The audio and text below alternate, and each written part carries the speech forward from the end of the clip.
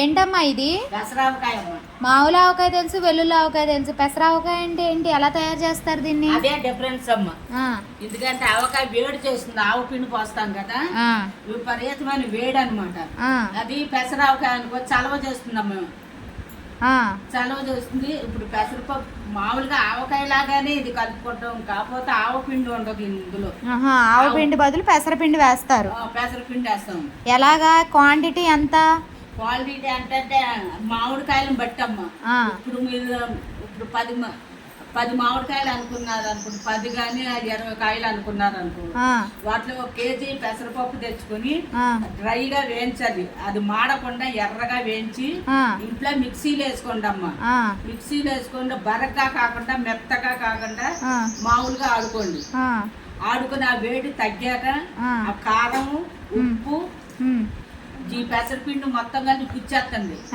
ఉప్పు కూడా కొద్దిగా తగ్గించండి అమ్మ, ఎందుకంటే కమ్మగా ఉంటుంది కదా పెసరపిండి కదా, ఉప్పు కొద్దిగా తగ్గించండి. 3 రకాలు కూడా కలపండి మంచిగా.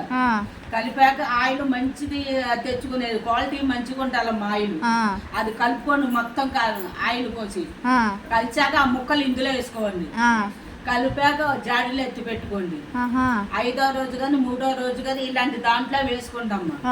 ఇలాంటి దాంట్లో వేసుకుంటే మీరు కలుపుకుంటే వీధిగా ఉంటుంది వైనంగా. అప్పుడు మొత్తం కలిపాక అప్పుడు టేస్ట్ చూసి అందులో కొద్దిగా ఉప్పు తక్కువ అయితే అప్పుడు కలుపుకోవచ్చు అమ్మ, ఇబ్బంది ఏమి లేదు. అప్పుడు ఉప్పు కలుపుకొని టబ్బులోంచి తీసి జాడీలో పెట్టుకోవచ్చు అంటారు. ఇవాళ మీరు కలుపుతున్నారా? కలుపుకున్నానమ్మా. అయితే జాడీకి ఒక గుడ్డ, తెల్ల గుడ్డ వాసనలా కట్టాలమ్మా. దాని మీద ఒక చిన్న బేషన్ ఏదన్నా మూత పెట్టితే 1 year అన్నా మీకు పచ్చడి చెదరదు. మామూలు ఆవకాయలాగే కాకపోతే అందులో ఆవపిండి ఉంటుంది, ఇందులో పెసరపిండి ఉంటుంది. అవునమ్మా, పెసరపిండి, పెసర ఆవకాయ కాబట్టి పెసరపిండి. అవునవును, చలవ చేస్తుంది అంటారు పెసర ఆవకాయ. చాలా మంచిదమ్మా ఆరోగ్యానికి. సంవత్సరం పాటు నెలవుంటుందమ్మా. నెలవుంటుంది. చూసారా ఫ్రెండ్స్, ఇదే పెసరావకాయ. మా అమ్మగారు ఇలా టబ్లో కలుపుతున్నారు. ఇవాళ 5వ రోజు అంట, సో టబ్లో కలుపుతున్నారు. ఈ టబ్లో నుంచి దీన్ని మళ్ళీ ఈ జాడీలోకి ట్రాన్స్ఫర్ చేస్తారు.